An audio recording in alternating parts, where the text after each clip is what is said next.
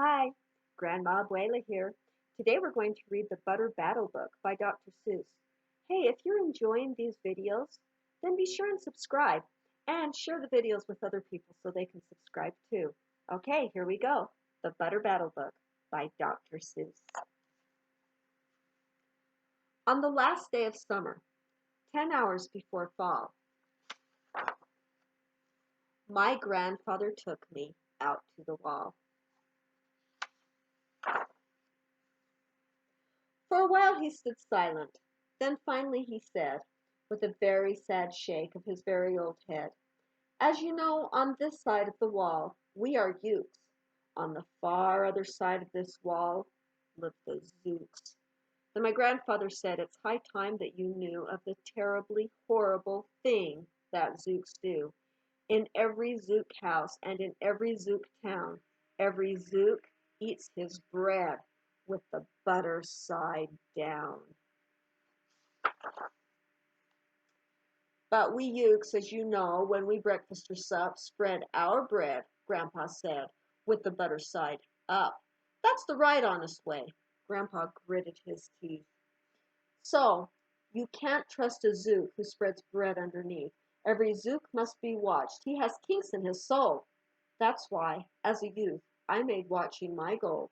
Watching Zooks for the Zook watching border patrol."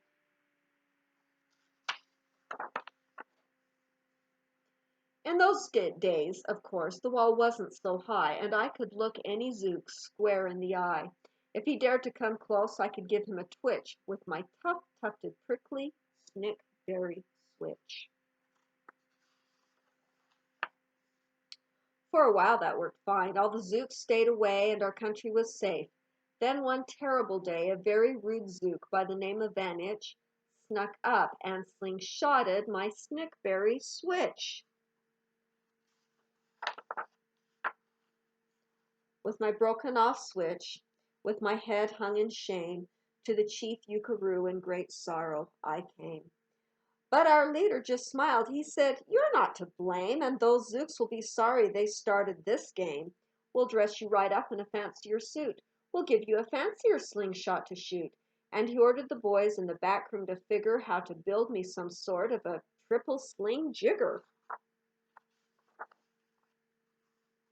With my triple sling jigger, I sure felt much bigger. I marched to the wall with great vim and great vigor, right up to Van Itch with my hand on the trigger. "I'll have no more nonsense," I said with a frown, "from Zooks who eat bread with the butter side down." Van Itch looked quite sickly. He ran off quite quickly. I'm unhappy to say he came back the next day in a spiffy new suit with a big new machine, and he snarled as he said, looking frightfully mean, "You may fling those hard rocks with your triple sling jigger, but I also now have my hand on a trigger. My wonderful weapon, the jigger rocks snatch 'em, we'll fling 'em right back just as quick as we catch 'em. We'll have no more nonsense, we'll take no more gup from you Ukes who eat bread with the butter side up." "I have failed, sir," I sobbed as I made my report to the chief Ukaroo in the headquarters fort. He just laughed. "You've done nothing at all of the sort. Our slingshots have failed. That was old-fashioned stuff. Slingshots, dear boy, are not modern enough. All we need is some newfangled kind of a gun. My boys in the back room have already begun to think up a walloping whizzinger one. My bright boys are thinking. They're on the right track. They'll think one up quick, and we'll send you right back."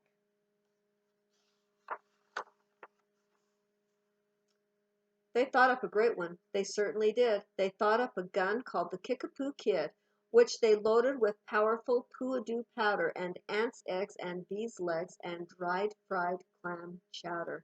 And they carefully trained a real smart dog named Daniel to serve as our country's first gun-toting spaniel. Then Daniel the Kickapoo Spaniel and I marched back toward the wall with our heads held up high, while everyone cheered and their cheers filled the sky. "Fight, fight for the butter side up! Do or die!" Well, we didn't do, And we didn't quite die, but we sure did get worsted, poor Daniel and I. Van Itch was there too, and he said, the old pig, the boys in my back room invented this rig, called the 8-nozzled elephant-toted boom blitz. It shoots high explosive sour cherry stone pits and will put your dumb kickapoo kid on the fritz. Poor Daniel and I were scared out of our wits. Once more by Van Itch I was bested and beat. Once again I limped home from the wall in defeat. I dragged and I sagged, and my spirits were as low as I thought they ever could go, when I heard a boom-bah and a dibble-de-dill, and our butter-up band marched up over the hill. The chief Yuckaroo had sent them to meet me, along with the right side up song girls to greet me. They sang, "Oh, be faithful, believe in thy butter," and they lifted my spirits right out of the gutter. "My boy," smiled the chief Yuckaroo, "we've just voted and made you a general. You've been promoted. Your pretty new uniform's ready. Get in it. The big war is coming. You're going to begin it. And what's more, this time you're certain to win it. My boys in the back room have finally found how. Just wait till you see what they've puttered up now. In their great new machine, you'll fly over that wall and clobber those buttered down Zooks one and all." Those boys in the back room sure knew how to putter. They made a thing called the utterly sputter, and I jumped aboard with my heart all a-flutter, and steered towards the land of the upside-down butter. This machine was so modern, so frightfully new, no one knew quite exactly just what it could do. But it had several faucets that sprinkled blue goo, which somehow would sprinkle the Zooks as I flew, and gum up that upside-down butter they chew. I was racing pell-mell when I heard a voice yell, "If you sprinkle less Zooks, you'll get sprinkled as well." Van Itch had a sputter, exactly like mine, and he yelled, "My blue gooer is working just fine, and I'm here to say that if Ukes can goo Zooks, you'd better forget it, 'cause Zooks can goo Ukes."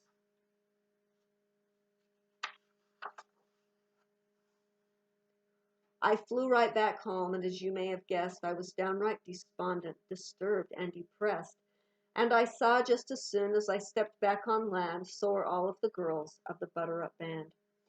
The chief drum majorette, Ms. Yuki-Ann Sue, said, "That was a pretty flower flight that you flew, and the chief Yuckaroo has been looking for you."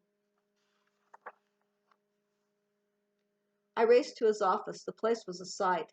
"Have no fears," said the chief. "Everything is all right. My bright back room boys have been brighter than bright. They thought up a gadget that's newer than new. It is filled with mysterious moo-lack-a-moo, and can blow all those Zooks clear to Salamagoo.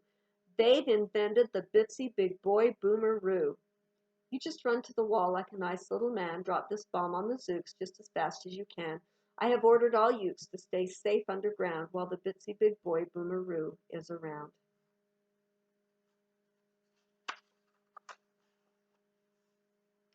As I raced for the wall with the bomb in my hand, I noticed that every last Uke in our land was obeying our chief Yuckaroo's grim command.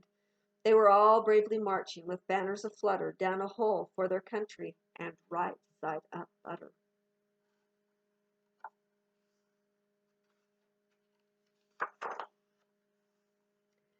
That's when Grandfather found me. He grabbed me. He said, "You should beam down that hole, and you're up here instead. But perhaps this is all for the better somehow. You will see me make history right here and right now."